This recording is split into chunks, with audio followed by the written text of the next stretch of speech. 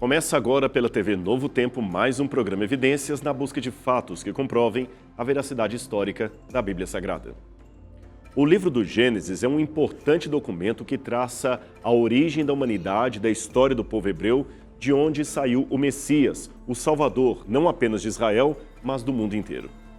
Contudo, um intenso debate se estende no mundo da teologia desde o final do século XIX, quando acadêmicos alemães especializados no Antigo Testamento começaram a teorizar a chamada hipótese documentária, segundo a qual Gênesis, do capítulo 1 até o capítulo 2, verso 4, teria sido composto por autores sacerdotais durante ou após o exílio da Babilônia, ocorrido no sexto século a.C.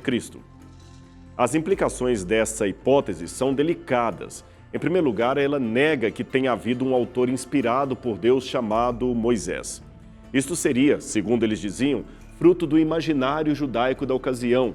Do mesmo modo, esta hipótese nega a historicidade dos eventos ali narrados, pois tudo seria apenas fruto de um mito literário inspirado nas narrativas mitológicas da própria Babilônia.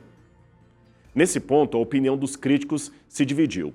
Uns pensavam que o relato foi criado como um plágio judaico dos contos babilônicos, enquanto outros diziam que se tratava de uma versão judaica dos mesmos contos com o fim de rivalizar com as lendas que os babilônios contavam. Por exemplo, pegue o livro de Ester. Você conhece a história de Ester em sua Bíblia, uma jovem judia escolhida para ser rainha na Pérsia de Assuero. Ela bravamente salva seus irmãos hebreus da morte por enforcamento. Dois personagens se destacam na trama: a própria Ester, ou Hadassa em hebraico, e o seu primo Mardoqueu. Pois bem, muitos acadêmicos respeitados levantaram a tese de que a história de Ester seria uma versão judaica do mito de Ishtar e Marduk, duas divindades que aparecem em diversos contos babilônicos e que eram primos, como Ester e Mardoqueu, que além da semelhança fonética dos nomes, também inaugurariam o festival religioso para o seu povo. De acordo com a doutora Susan Zeck, da Universidade de Wisconsin-Madison, e autora de vários livros sobre feminismo, a história, ou melhor, a novela de Ester, pois esses autores não consideram o relato histórico, seria uma forma antiga, baseada na retórica das minorias, para convencer a elite de seus direitos e que legitima o empoderamento dessas mesmas minorias excluídas pelo sistema até os dias de hoje. Em outras palavras, Ester seria, nesta visão, apenas uma feminista de seu tempo, representando o empoderamento das mulheres e das minorias. E em que pese o anacronismo terrível dessa proposta, o ponto que destaco está no fato de que, mais uma vez, baseiam uma leitura numa suposta dependência literária da Bíblia em relação aos documentos da Babilônia, onde os judeus ficaram cativos por décadas.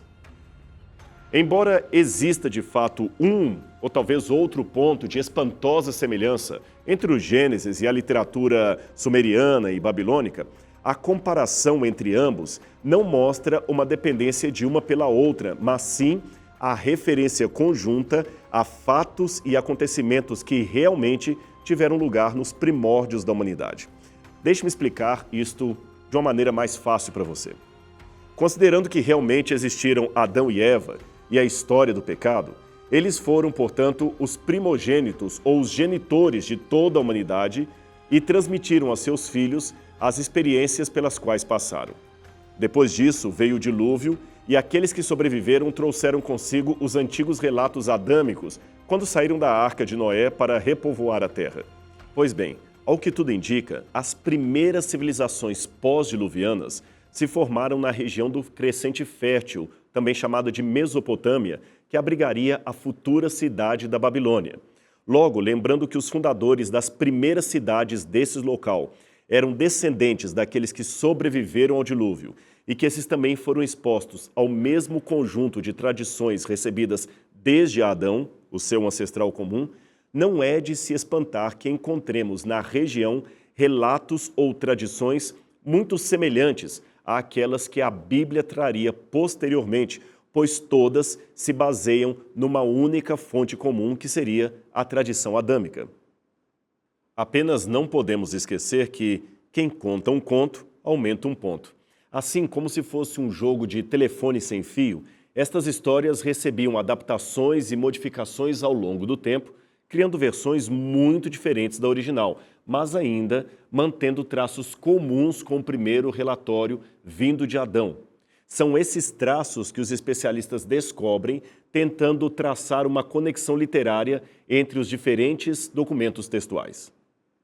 Pois bem, seguindo nesse processo, vemos que os especialistas europeus ficaram por demais empolgados com a teoria das fontes e com as supostas semelhanças entre o Gênesis e a literatura da Babilônia, mas ficaram empolgados a ponto de esquecerem ou averiguarem outras possibilidades.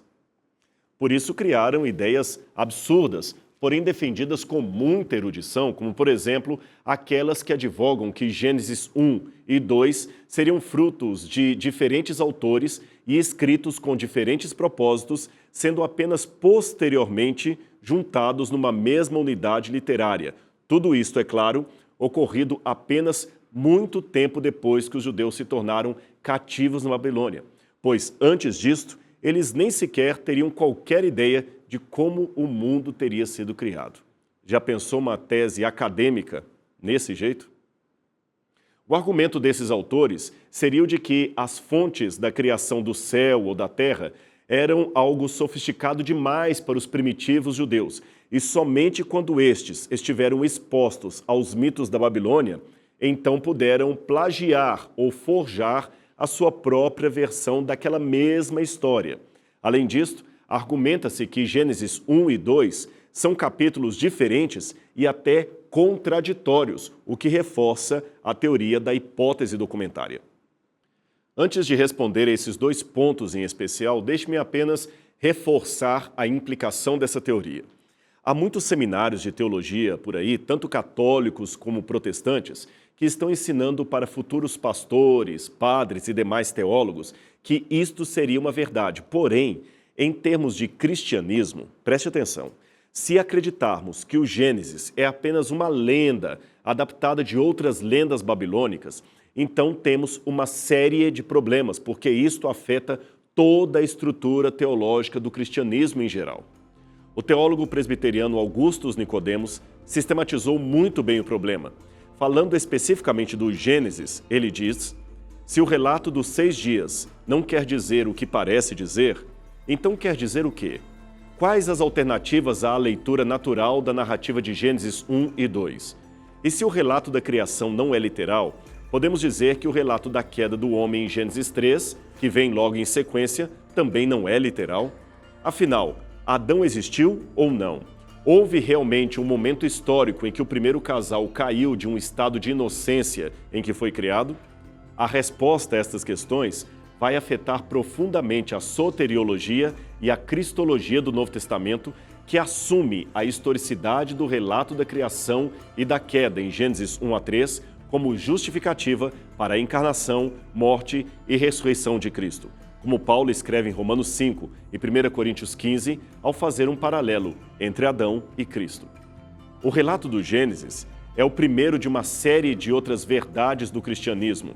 Em derrubando o primeiro, os demais ruirão do primeiro ao último da fila.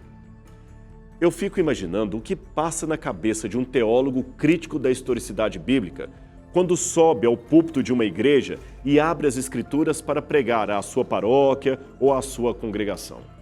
Imagino que deve ser um terrível conflito mental entre o que ele está dizendo e o que ele realmente pensa.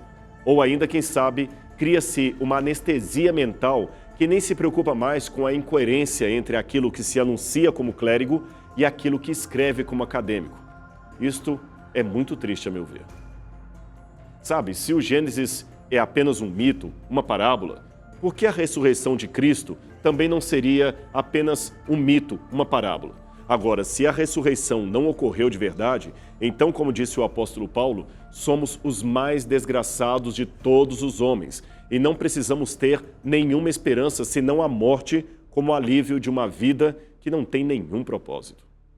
Indo especificamente aos pontos anotados, fica em primeiro lugar difícil concordar com os críticos de que o tema da criação seria algo que os judeus só sistematizariam após o início do seu cativeiro na Babilônia.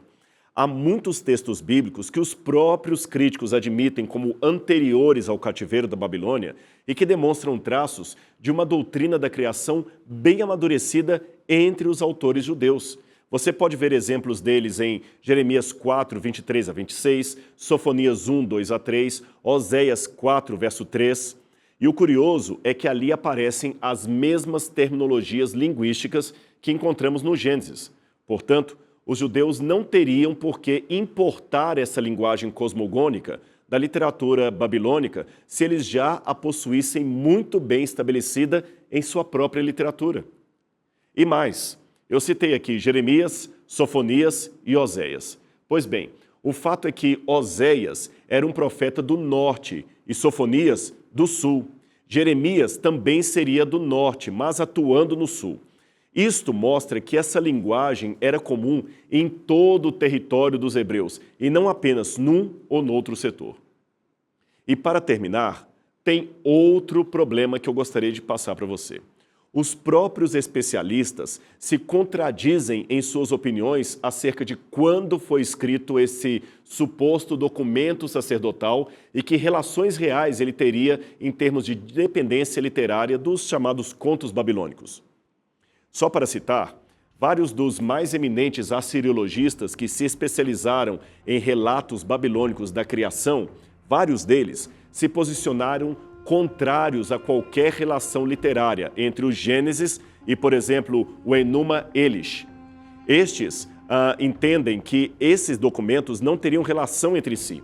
E desses autores especializados eu poderia citar Lambert, Millard, Wilson, Heidel. E quem estuda bem a área de assiriologia sabe de que autoridades eu estou falando.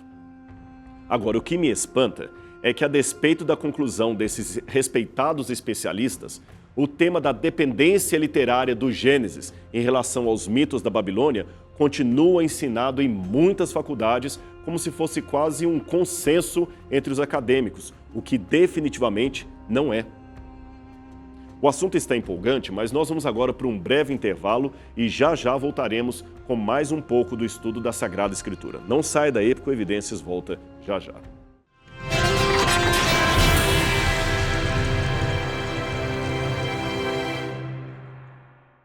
Um dos principais argumentos que os críticos levantam em relação a Gênesis 1 e 2 é que, num primeiro momento, ali parece existir duas narrativas distintas e até conflitantes entre si.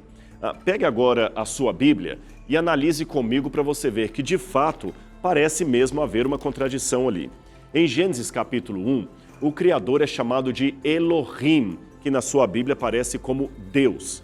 Mas depois, no capítulo 2, o seu nome muda para Yahweh, que seria o tetragrama sagrado. A sua Bíblia traz como o Senhor Deus. Agora a pergunta é, por que o autor já não começou o relato da criação no capítulo 1, verso 1, chamando o Criador de Yahweh? Por que essa mudança súbita no nome divino, sem nenhuma explicação por parte do autor bíblico? De fato, parece que estamos falando de dois textos independentes que foram posteriormente colocados juntos. Veja isso. A primeira narrativa começa assim: no princípio, criou Deus os céus e a terra. Aí descreve em seguida os detalhes da criação. Ok. Mas quando chegamos na segunda parte, ou seja, o capítulo 2, o texto novamente começa dando a entender que é um relato inédito. Ele está assim: esta é a gênese dos céus e da terra quando foram criados, quando o Senhor os criou. Gênesis 2, verso 4. Observe ainda que, para piorar, há uma mudança do nome de Deus que eu já mencionei. Antes, Deus era chamado de Elohim, agora passa a ser Senhor Deus, ou Yahweh. Continuando, no primeiro relato, o homem foi criado depois dos animais, e tanto ele quanto a mulher parecem criados simultaneamente. Gênesis 1, 25 a 27 dá a entender isto, que eles foram criados ao mesmo tempo. Já no segundo relato, ambos aparecem criados em dois momentos distintos, a mulher após o homem e retirada de sua costela. Já os animais teriam sido criados, aparentemente, depois disto, como você pode ver em Gênesis 2, 18 a 22, ou seja, os animais viriam depois do casal humano. Gênesis 1 afirma que Deus criou a terra, então a vegetação, então os animais e aí então o homem. Enquanto Gênesis 2 afirma que Deus criou a terra, então o homem, depois as plantas e depois os animais. Veja o que diz aqui Gênesis capítulo 2, verso 5. Não havia ainda nenhuma planta do campo na terra, pois ainda nenhuma erva do campo havia brotado, porque o Senhor Deus não fizera chover sobre a terra, e também não havia homem para lavrar o solo. E então, como entender isto, essas aparentes incongruências entre o capítulo 1 e o capítulo 2 do Gênesis? Talvez levando em conta o que os acadêmicos europeus negligenciaram em seu estudo, ou seja, que o autor do Gênesis não teve o seu fundo cultural localizado na Babilônia do 6º século a.C., mas no Egito do século XV a.C. Veja, muitos egiptólogos, como James Hofmeyr, por exemplo, já apresentaram inúmeras provas de que o vocabulário e as expressões idiomáticas do Pentateuco têm forte semelhança com a escrita hieroglífica dos faraós. Eu vou explicar essa hipótese para você, e ela, para mim, é muito mais coerente, considerando que Moisés fora criado na cultura egípcia e que esta foi a sua base educacional. Portanto, não seria surpresa para mim se algo de egípcio transparecer no texto mosaico, mesmo porque a inspiração profética não anula a individualidade do autor sagrado. Paulo, por exemplo, escrevia com muito mais erudição que Pedro, e Davi era muito mais poético do que o autor do livro de Juízes. Cada um escrevia dentro do seu próprio campo cultural. Você não se surpreende de ver um filho de brasileiro que vai ser criado nos Estados Unidos e chega ao Brasil falando português, mas escorregando em expressões do tipo vou parquear o carro ao invés de vou estacionar. Vou chamar para minha mãe ao invés de vou ligar para minha mãe e assim por diante. Esse rapaz que eu ilustrei aqui estaria falando em português, mas com uma estrutura gramatical inglesa na sua mente. Por isso ele comete esses equívocos. Isso também pode ter acontecido com Moisés. Principalmente se considerarmos a forma que ele elegeu para escrever o hebraico, provavelmente uma forma alfabética proto-sinaítica que ainda estava em formação em seus dias. E ele certamente adaptou essa forma alfabética para representar com letras o vocábulo falado pelos seus irmãos hebreus, que também estavam há séculos adaptados ao ambiente cultural do Egito. É claro que havia muito erro na maneira egípcia de entender a realidade, a criação e o caráter de Deus. Mas, para atingir o coração, especialmente dos hebreus, Moisés tinha de partir do conhecido para o desconhecido e, com bastante didática, corrigir a estrutura conceitual à qual ficaram expostos os seus irmãos, pois, certamente, muitos hebreus acabaram se influenciando pelo modo egípcio de encarar a realidade. Portanto, se houve um caráter apologético no Gênesis, este visava, antes de mais nada, corrigir os mitos egípcios e não os mitos babilônicos. E será nesses mitos egípcios que devemos buscar os padrões para entender o porquê de Moisés ter escrito do modo que escreveu.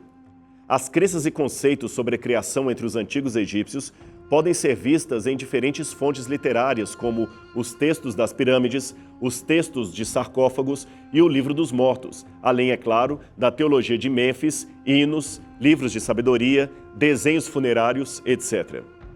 As diferentes fontes mostram que a visão dos antigos egípcios sobre as origens do mundo eram diversas, mas ao mesmo tempo unificadas, ou seja, havia diferentes relatos da criação associados em maior ou menor grau ao culto a um deus particular que seria, digamos, o patrono de uma das principais cidades como Hermópolis, Heliópolis, Mênfis ou Tebas. Mas veja, os egípcios não viam os diferentes relatos como contraditórios, mas como complementares. Esse é um dado importante. Em conjunto, todos eles contavam a mesma história e, repito, esse dado será muito importante para me ajudar a entender a estrutura do livro do Gênesis. Daqui a pouco eu explico para você o motivo disso. Todos esses mitos egípcios contavam que o mundo surgiu de um oceano infinito, sem vida, quando o Sol levantou-se pela primeira vez naqueles tempos remotos, conhecidos também como Zaptep. Ali é chamado de a primeira ocasião, ou o primeiro momento. Os diferentes mitos atribuíam as diferentes partes da criação a múltiplos deuses. Há um grupo de vários deuses primordiais chamados Ogdad, o autogerado, Atum e seus descendentes, o contemplativo deus Ptah ou o misterioso e transcendente deus Amun. Ao mesmo tempo que estas diferentes cosmologias competiam, elas também poderiam ser consideradas como complementares, já que enunciavam diferentes aspectos do entendimento egípcio da criação, ou seja, era costume egípcio contar uma história da criação e, em seguida, repetir a narrativa como se estivesse iniciando outra história, mas, na verdade, estavam apenas complementando a primeira. Esse era o jeito egípcio de contar as coisas, de entender as coisas. Talvez eles faziam assim para facilitar a memorização do discurso. Isto provavelmente explique por que o Gênesis também conta algumas histórias, alguns de seus relatos, em especial o relato da criação e também do dilúvio, sempre aos pares, como se fossem dois relatos distintos, quando na verdade não são. Ou seja, Moisés usou apenas um método literário conhecido, mas sem endossar o conteúdo cultural daquele povo. Lembre-se, a maioria dos hebreus era gente inculta, que talvez não soubesse ler ou escrever. Eles eram escravos e a repetição seria o melhor método nessas circunstâncias para facilitar a memorização de um conteúdo histórico. Veja, eu não nego que pequenos arranjos editoriais possam ter ocorrido no texto até mesmo depois da morte de Moisés. Seriam pequenas anotações, atualizações do texto, mas, como eu disse, a editoração de detalhes não compromete a integridade do texto como um todo, muito menos negaria a autoria mosaica. Voltando a falar dos diferentes mitos egípcios da criação, apesar de serem diversificados em seu conteúdo, eles têm elementos importantes em comum. Por exemplo, todos eles alegam que o mundo emergiu das águas inertes do caos. Curiosamente, o Gênesis também diz a mesma coisa, e que teria sido o Sol a divindade responsável por trazer vida e criar tudo o que existe. Uma versão, por exemplo, ilustrada nesse papiro, mostra o Sol como uma divindade que emerge da montanha primeva e se coloca entre o caos e o abismo primordial. Essa ideia de divindade e preeminência do Sol como um deus precisava ser corrigida na mente do povo. Por isso, ainda que o Sol talvez tivesse sido criado no primeiro dia da criação, Moisés, sem mentir, mas trabalhando com as palavras, só destacou a ação solar no quarto dia. Com isto, ele queria mostrar que o Sol não era o Deus da criação, mas antes um elemento a mais que fazia parte de tudo o que fora criado. Era apenas um elemento cósmico e não divino. Quanto às possíveis semelhanças, deixe-me repetir o que eu disse anteriormente. Considerando a hipótese de que Adão e Eva tenham de fato existido, pela lógica, a tradição que a humanidade recebeu deles deixaria a sua marca em diferentes culturas, mesmo naquelas que deturparam a tradição adâmica. Afinal de contas, eu repito, ninguém falsifica o que não existe, e a característica do falso é justamente imitar o verdadeiro. Deste modo, as coincidências entre Moisés e o relato egípcio não precisam ser questões de dependência literária, mas sim por remeterem à mesma fonte comum, exceto naqueles pontos em que Moisés propositalmente parte do conhecido para o desconhecido, pois o povo certamente conhecia essas histórias e corrige perante a sua primeira audiência aquilo que estava errado na versão que eles receberam no Antigo Egito. Agora, uma coisa que os críticos da Bíblia não percebem, ou pelo menos não dizem em sala de aula, é que se eu pegar todos esses mitos babilônicos, egípcios, ugaríticos, etc., e jogar, quem sabe, numa penitenciária para que os presos leiam, quantos deixarão o mundo das drogas lendo o Enuma Elish, ou quem sabe o Gilgamesh, ou quem sabe qualquer outro poema babilônico? Será que algum preso deixará a criminalidade porque leu esses mitos pagãos?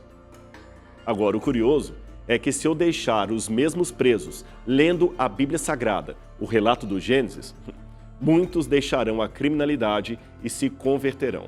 Isto mostra que, diferente dos autores pagãos, Moisés foi sim inspirado por Deus e aquilo que ele escreveu tem força divina, uma força que converte as pessoas, que transforma vidas. O programa Evidências de hoje fica por aqui, mas espero que você tenha gostado desse assunto e venha estar conosco de novo semana que vem em mais um encontro aqui na TV Novo Tempo, o seu canal da esperança. Um abraço e até lá!